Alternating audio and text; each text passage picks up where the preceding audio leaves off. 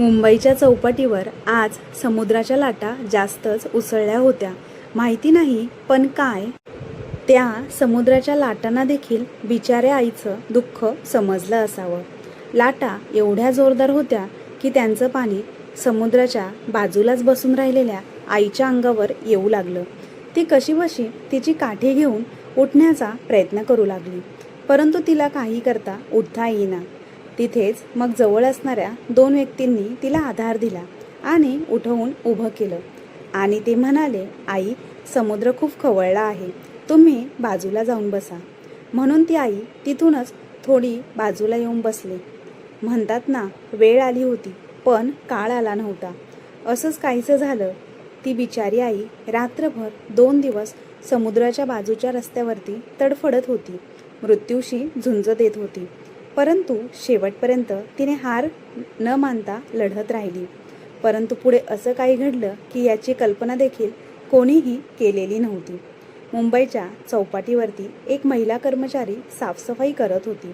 तिने पाहिलं की एक वृद्ध महिला बऱ्याच वेळापासून एकाच जागेवर बसलेली होती आणि ती पुन्हा पुन्हा रस्त्याकडे इकडे तिकडे पाहत होती. ती वृद्ध महिला त्या ठिकाणी बऱ्याच वेळापासून बसलेली होती, पण अजूनही तिला न्यायला कोणीही आलेले नव्हते आणि त्या महिला कर्मचाऱ्यांनी तिच्यासोबत कोणाला पाहिले देखील नव्हते. 2 दिवस ती आई तिथेच बसून होती हे तिने पाहिले होते. त्या सफाई कर्मचारीचे नाव होते मीरा. आता तिची जेवणाची वेळ झाली होती, तरीही ती वृद्ध महिला तिथेच बसून समुद्राकडे पाहत होती, तर कधी रस्त्याकडे पाहत होती. जणू ती कोणाची वाटच पाहत होती. त्या वृद्ध महिलेला अशा अवस्थेत पाहून मीराला तिची खूप दया आली. ती त्या वृद्ध महिलेजवळ गेली आणि त्या महिलेला म्हणाली, तुम्ही कोणाची वाट पाहत आहात का? कोणी तुम्हाला घ्यायला येणार आहे का? मीराने हा प्रश्न विचारल्यावर ती वृद्ध महिला म्हणाली, बाळा, माझा मुलगा केशव माझ्यासाठी जेवण आणायला गेला आहे, परंतु माहिती नाही त्याला एवढा उशीर का होत आहे. तू त्याला शोधण्यास माझी मदत करू शकतेस का? मी त्याच्यासोबत इथे आले आहे. तो मला त्याच्यासोबत पुण्याला घेऊन जाणार आहे. आम्ही कोल्हापूरचे आहोत बाळा. माझा मुलगा मला म्हणाला होता, आई, तुला मुंबईचा समुद्र, जुहू चौपाटी बघायची आहे ना, तर मग चल आपण सर्व मुंबईला फिरायला जाऊया. तेव्हा मी माझ्या मुलासोबत आणि सुनेसोबत मुंबईला आले होते. आम्ही सर्व इथे समुद्र बघायला आलो तेव्हा माझा मुलगा म्हणाला, आई, तू इथे बाकावर बस, मी आपल्याला खायला काहीतरी चटपटीत पदार्थ घेऊन येतो. असे म्हणून त्याने मला इथे बसवले आणि तो काहीतरी खायला आणण्यासाठी निघून गेला. तर त्याची बायकोसुद्धा त्याच्यासोबत गेली आणि ते लोक अजूनही परतलेले नाही. मला माहिती नाही त्याला एवढा उशीर का लागत आहे. मला तर खूप काळजी वाटत आहे. कदाचित ते दोघे येत असतील. त्यावर मीरा म्हणाली, आई, तुमचा मुलगा येईल तेव्हा तुम्ही त्याच्यासोबत जा, पण आता जर तुम्हाला भूक लागली असेल तर मी तुमच्यासाठी काहीतरी खायला आणू का? तेव्हा त्या वृद्ध महिलेने मीराला म्हटलं, नको बाळा, मला भूक नाही आहे, पण मी तुझी खूप आभारी आहे की तू मला जेवणासाठी विचारले. परंतु तू माझी काळजी करू नकोस. माझा मुलगा येतच असेल. मी जर त्याला इथे भेटली नाही तर त्याला माझी काळजी वाटेल. त्यामुळे मी इथून कुठेही जाणार नाही. आता मीराला हे कळून चुकले होते की त्या महिलेचा मुलगा पुन्हा कधीच परत येणार नाही. मीरा त्या महिलेला म्हणाली, आई, वाईट वाटून घेऊ नका, पण इथे दर 2 दिवसानंतर कोणी ना कोणी असेच भेटतात की ज्यांना त्यांची सून आणि मुलं इथे सोडून निघून जातात. इथेच नाही तर कधी रस्त्यावर, तर कधी मंदिरात आणि तर कधी विमानतळावर वृद्ध लोकांना त्यांची मुलं सोडून जातात. त्यावर ती वृद्ध महिला थोडी नाराज होऊन म्हणाली, नाही बाळा, तू असं का म्हणत आहेस? तू माझ्या मुलाला ओळखतच नाहीस तर असं बोलू नकोस की माझा मुलगा मला सोडून गेला आहे. जर तुला माझी खरंच मदत करायची असेल तर एकच कर की जवळपासच्या दुकानात माझा मुलगा आणि सून दिसतो का ते बघ. माझ्या मुलाने काळा कलरचा शर्ट घातला आहे आणि माझ्या सुनेने निळ्या रंगाची साडी नेसलेली आहे. जाऊन माझ्या मुलाचा तपास घे. त्या वृद्ध महिलेच्या आग्रहामुळे मीरा जवळच्या दुकानांमध्ये त्यांना शोधू लागली. तिने थोड्या लांब असलेल्या पाणीपुरीच्या हातगाडीवर सुद्धा जाऊन पाहिले, पण त्या वृद्ध महिलेने सांगितल्याप्रमाणे काळा शर्ट घातलेला माणूस आणि निळ्या साडीवाली स्त्री तिला कुठेही दिसली नाही. ती परत येऊन म्हणाली, आई मी बोलले होते ना तुम्हाला की इथे तुमचा मुलगा नाही आहे. हे ऐकून ती वृद्ध महिला थोडी नाराज झाली आणि स्वतःला समजावत ती म्हणाली, आई ठीक आहे आई, असे असू शकते की त्याला काही महत्त्वाचे काम आले असेल. तो थोड्या वेळात परत येईल. आता मीरासुद्धा तिच्या कामात मग्न झाली होती. बघता बघता संध्याकाळ झाली आणि आता मीराची घरी जाण्याची वेळ झाली होती. अंधार झाला होता. समुद्रावरील गर्दी हळूहळू कमी होत होती. आजूबाजूचे सर्व लाईटही चालू झाले होते आणि उष्णताही कमी झाली होती. संध्याकाळच्या वेळी वातावरणात गारवा आला होता. बिचारी ती वृद्ध महिला थंडीमुळे स्वतःच्या पदराने आपलं अंग झाकत होती. ती थंडीने थरथर कापत होती. मीराला हे सर्व बघवत नव्हतं. ती त्या वृद्ध महिलेजवळ येऊन म्हणाली, आई तुमचं नाव गाव तुम्हाला माहिती आहे ना? ती वृद्ध महिला म्हणाली, बाळा माझं नाव रेवती आहे आणि मी माझ्या मुलासोबत व सुनेसोबत इथे आले आहे. तो काही दिवसांपूर्वीच मला गावातून शहरात घेऊन आला होता. मोठमोठ्या शहरात त्याची बदली होत असते, त्यामुळे तो मला त्या ठिकाणी घेऊन जात असतो आणि मी आता इथे त्याची वाट बघत आहे. परंतु काय झालं आहे कोणास ठाऊक, तो काही दिवस मीरा त्यांच्यावर कोणतीही जबरदस्ती न करता त्यांना नम्रपणे म्हणाली, आई तुम्ही माझ्या घरी येऊ शकता का? माझा एक छोटासा परिवार आहे. माझे पती आणि 2 मुले आहेत. त्यावर ती म्हणाली, नको बाळा, माझा मुलगा मला शोधत येईल आणि मी त्याला जर इथे भेटली नाही तर त्याला माझी खूप काळजी वाटेल. बेटा तू जा तुझ्या घरी, मी ठीक आहे. तेव्हा मीराने त्या महिलेच्या अंगावर शाल पांघरून दिली आणि तिला म्हणाली, आई तुम्ही मला नाही म्हणत आहात तर मी इथे असलेल्या त्या चौकीदाराला सांगून जाते. त्याला तुमची काळजी घ्यायला. तुम्हाला कोणत्याही गोष्टीची आवश्यकता असेल तर तुम्ही त्याला सांगा. थंडी खूप आहे, तुमची तब्येत खराब होऊ शकते. त्यावर रेवतीताईंनी ती शाल अंगावर पांघरली आणि एका ठिकाणी जाऊन बसल्या. त्यांनी मीराला खूप सारे आशीर्वाद दिले. आता मीरालाही खूप उशीर होत होता. तिच्या नवऱ्याचे तिला 2दा फोन आले होते.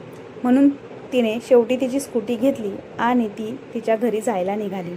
घरी गेल्यावर तिने सगळी हकीकत तिच्या पतीला सांगितली. इकडे ती वृद्ध महिला उपाशी बसली होती आणि आपल्या मुलाची वाट पाहत होती. तिने संपूर्ण रात्र आपल्या मुलाची वाट पाहण्यातच घालवली आणि आता त्यांना खूपच काळजी वाटू लागली होती, कारण त्या शहरात आपल्या मुलाव्यतिरिक्त त्या कोणालाही ओळखतच नव्हत्या. मीराने तिला स्वतःहून मदत केली होती, पण आता तीही तिच्या घरी गेली होती. त्या बिचाऱ्या वृद्ध महिला संपूर्ण रात्र थंडीत बसून राहिल्या. दुसऱ्या दिवशी सकाळी जेव्हा मीरा तिच्या कामावर परतली तेव्हा तिने पाहिले रेवतीताई तिथेच बसलेल्या होत्या.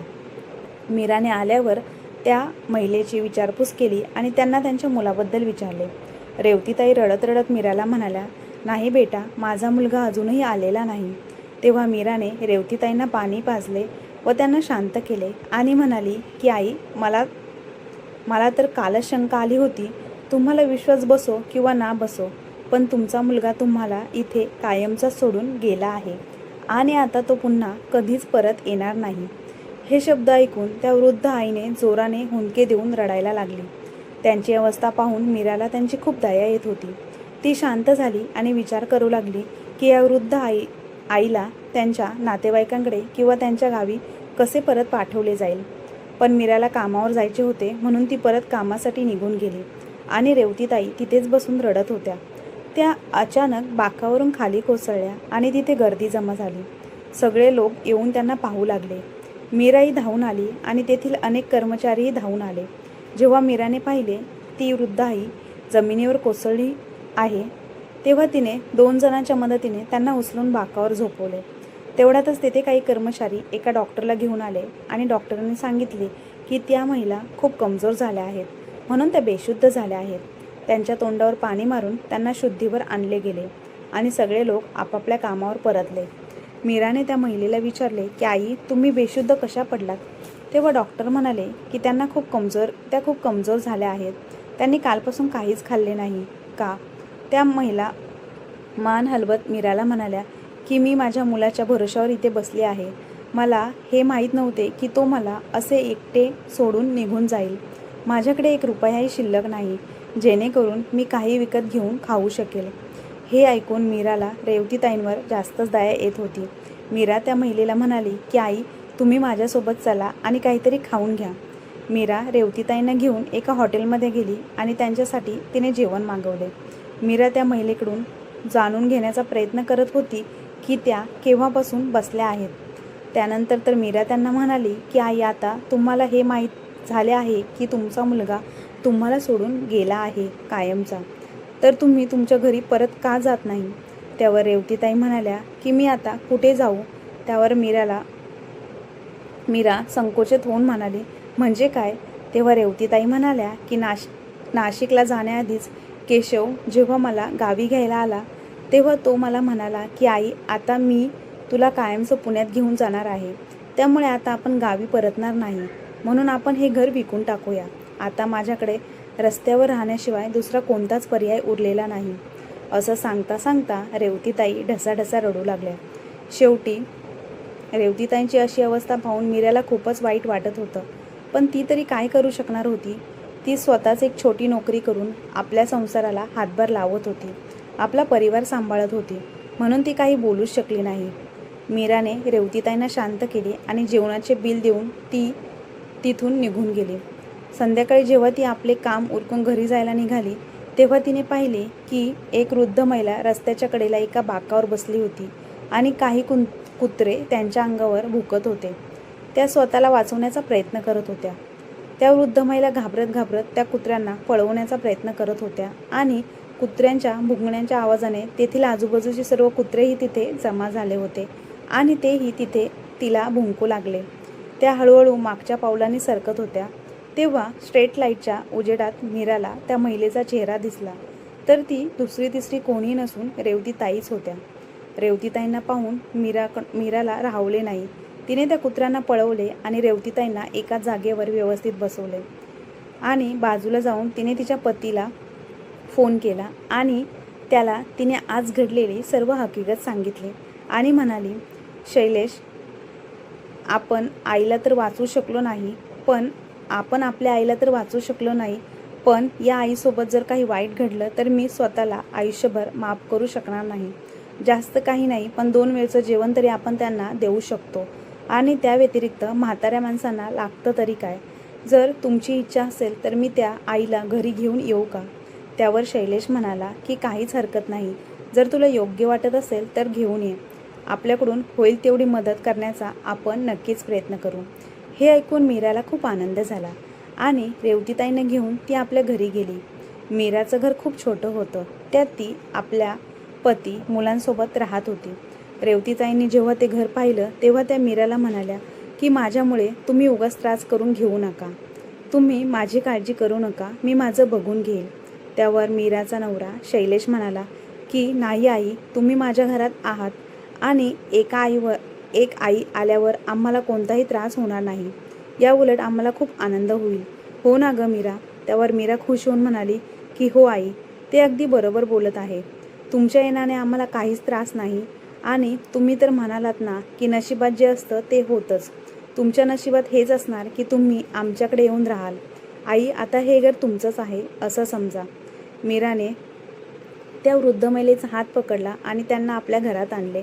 त्यांना बसायला पाट दिले आणि ती पाणी प्यायला घ्यायला गेली. थोड्या वेळातच ते सर्वजण एका परिवारासारखे एकत्र जेवायला बसले. पण रेवतीताई तरीही थोड्या अस्वस्थ वाटत होत्या. रेवतीताई सर्वांसोबत जेवायला बसल्या. मीरा रेवतीताईंना म्हणाली की आई, आमच्या घरात थोडी जागा कमी आहे, पण तुमच्यासाठी आमच्या मनात खूप मोठी जागा आहे. आम्हाला तुमच्या मुलांसारखं समजा. तुम्ही आजपासून या घराच्या एक सदस्य आहात. तुम्हाला कोणतीही गरज वाटली तर तुम्ही बिनधास्तपणे मला सांगा.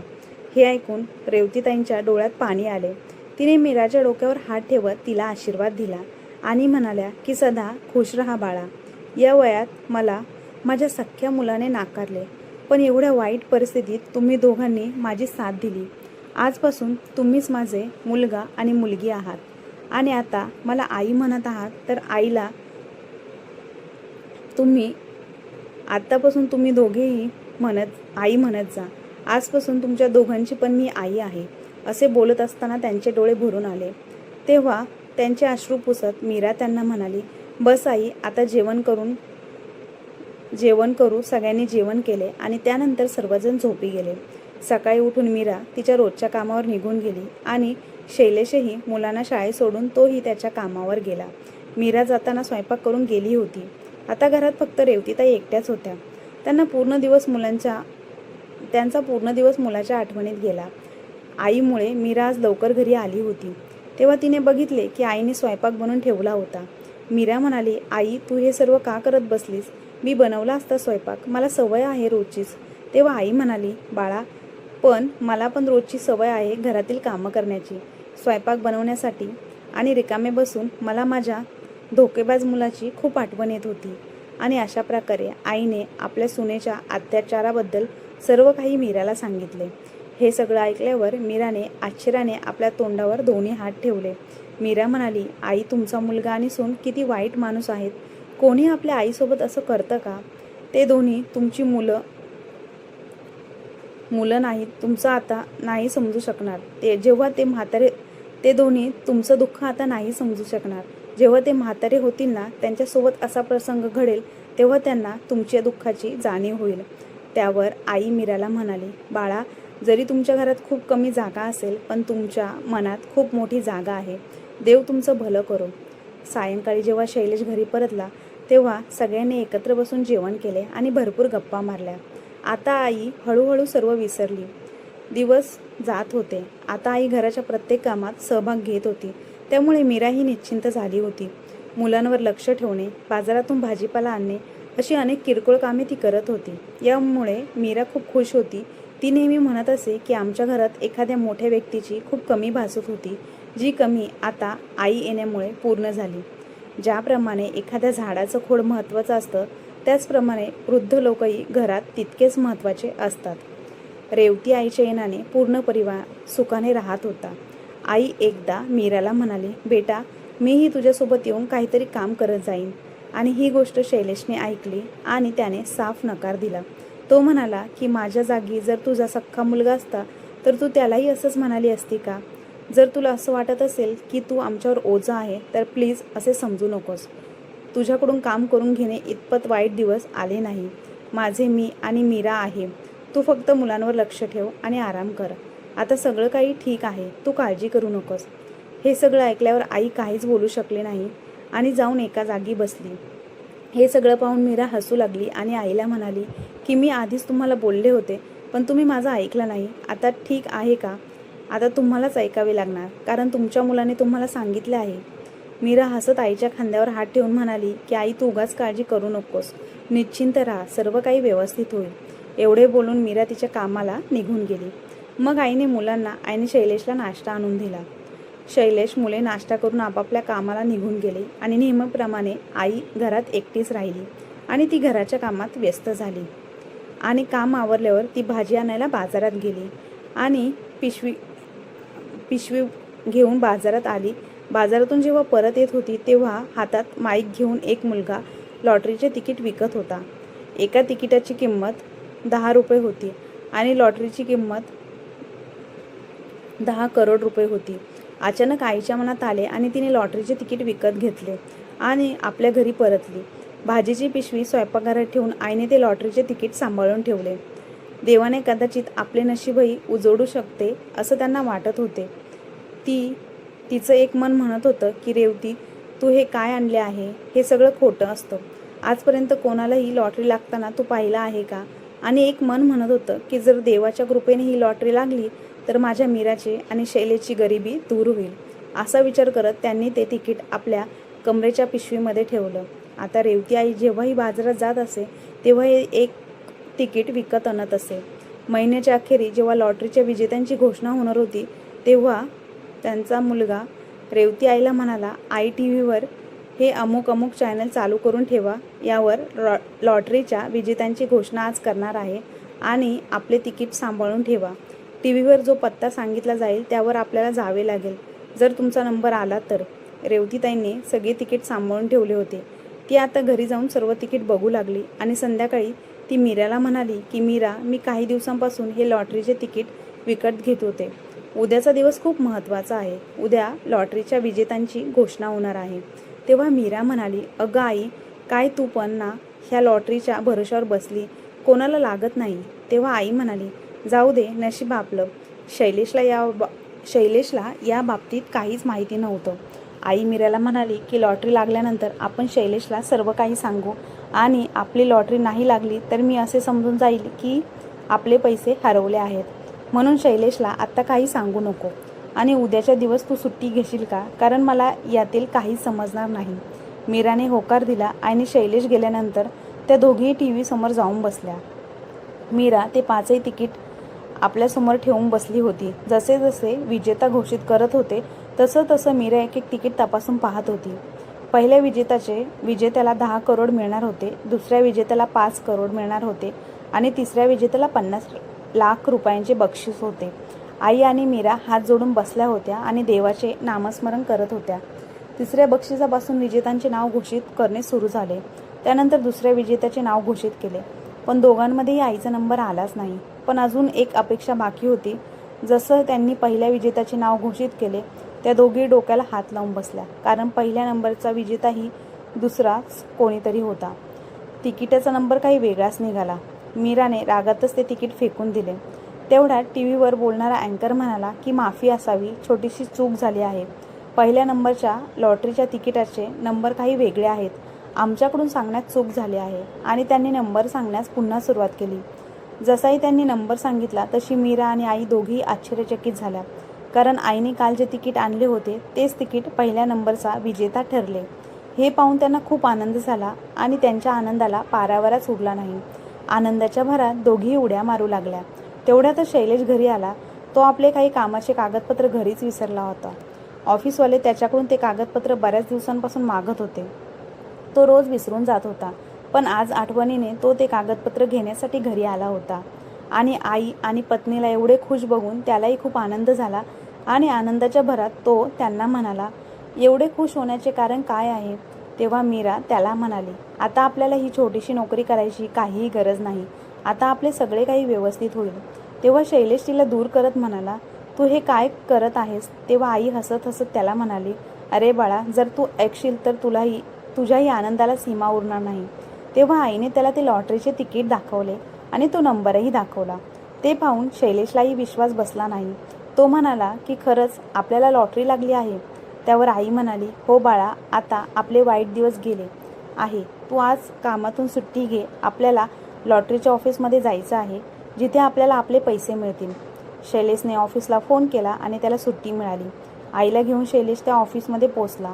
प्रथम, द्वितीय आणि तृतीय लॉटरीचे विजेते तिघेही तिथे उपस्थित होते.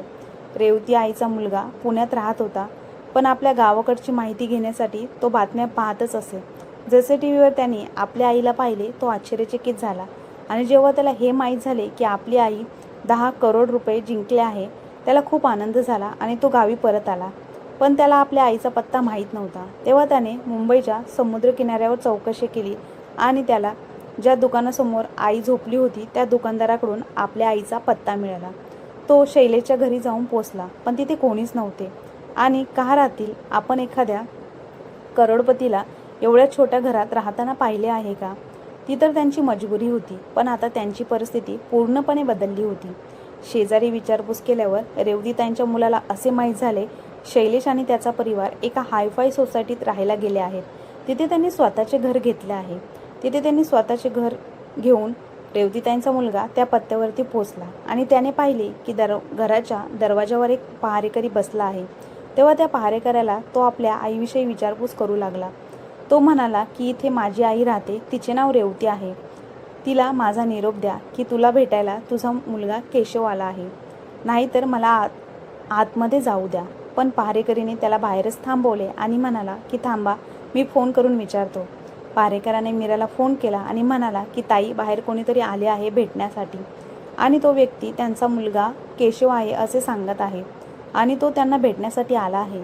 हे ऐकून मीराला खूप राग आला, परंतु ती आईच्या रूममध्ये गेली आणि आईला ही बातमी दिली.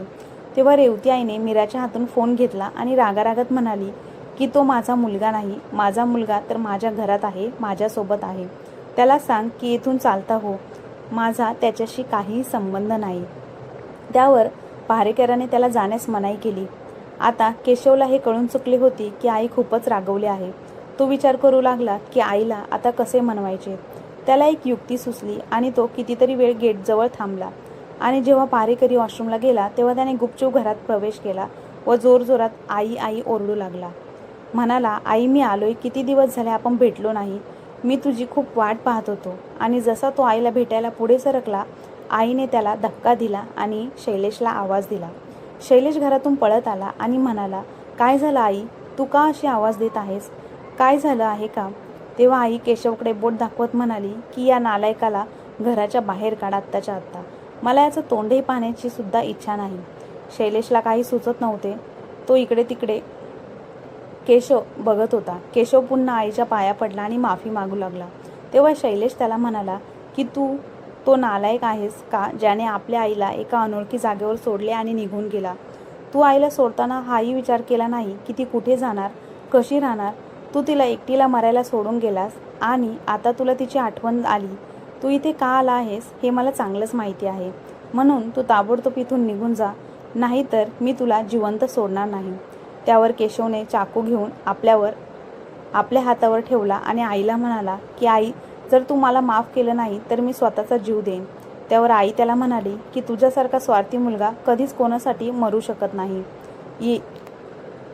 तू दुसऱ्यांना मारायला तयार होशील. मला चांगलंच माहिती आहे की तू हे नाटक कशासाठी करत आहे. केशवने तो चाकू आपल्या मानेवर लावला आणि म्हणाला की आई, मी तुझाच मुलगा आहे आणि मी आता तुझ्यासोबतच राहणार आहे. जर तू हे मान्य केलं नाही तर मी स्वतःचा जीव घेईल आणि तुम्हाला फसून देईल, नाहीतर मलाही तुमच्यासोबत घरात राहू द्या, अथवा तुला मिळालेले लॉटरीचे सगळे पैसे मला दे, मी इथून निघून जाईल. जसा शैलेश त्याला धक्का द्यायला पुढे आला त्याने शैलेशचा हात पकडला आणि त्याच्या गळ्यावर चाकू ठेवून आईला म्हणाला, जर तू मला बक्षिसाचे पैसे दिले नाहीत तर मी याचा सुद्धा जीव घेईल. आई ते पाहून खूप घाबरली आणि त्याला म्हणाली की शैलेशला काही करू नको, तुला पाहिजे तेवढे पैसे द्यायला मी तयार आहे. मीरा हे सर्व वरून पाहत उभी होती. केशवचे मीरावर अजिबात लक्ष नव्हते. मीराने हळूच पोलिसांना फोन केला आणि सर्व हकीकत सांगितली. तेवढ्यात मीराला आवाज दिला आणि तिला म्हणाली की घरात जेवढे काही पैसे आहेत, दागिने आहेत ते लवकर आणून दे, मला माझ्या मुलापेक्षा दुसरे काहीही प्रिय नाही. त्यावर केशव हसू लागला आणि आपल्या आईला म्हणाला, अरे वा, स्वतःच्या मुलावर एवढा राग आणि परक्या मुलावर एवढं प्रेम. त्यावर आई केशवला म्हणाली, सक्का आणि परक असे काहीही नसते, हे सगळे काही तुझ्या कर्माचे फळ आहे. तू मला रस्त्यावर सोडून निघून गेला, त्यावेळी माझ्या याच मुलांनी मला साथ दिली, माझी काळजी घेतली, तर आज मी त्याला मारायला सोडून देऊ. मीराने फोन करून पोलिसांना सर्व परिस्थिती सांगितली होती आणि थोड्याच वेळात तिथे पोलिसही उपस्थित झाले. पोलिसांनी त्याला पकडले आणि त्याला तुरुंगात टाकले. पोलिसांनी शैलेशला मारताना पाहिले होते, म्हणून त्याला जन्मठेपेची शिक्षा झाली. आई आता आपला मुलगा शैलेश आणि मीरा मुलगी यांच्यासोबत आनंदाने राहू लागली. कदाचित हे मीरा आणि शैलेशच्या चांगल्या कर्माचे फळ असेल, कारण त्यांनी एका वृद्ध आणि असह्य महिलेची मदत केली होती आणि त्यांच्या मोबदल्यात देवाने त्यांना एवढे मोठे फळ दिले होते. तर मित्रांनो, कधी रक्ताच्या नातेपेक्षा काही वेळा परके लोकही एवढे आपलेसे होतात की त्यापुढे रक्ताचे नातेही कमी पडते. स्वार्थी व्यक्ती कधीच कोणाचा सखा होऊ शकत नाही, भलेही कोणी त्याचे किती जवळचे सख्खे असो. परंतु जन्म दिलेल्या आईला असे बेवारसपणे सोडून देणे हा सर्वात मोठा गुन्हा आहे आणि त्यासाठी देवाच्या दारातही माफी नाही. तर मग मित्र आणि मैत्रिणींनो, तुम्हाला आजची कथा कशी वाटली कमेंट बॉक्समध्ये नक्की कळवा आणि कथा आवडली असल्यास आपल्या चॅनलला लाईक, शेअर, सबस्क्राईब नक्की करा. धन्यवाद.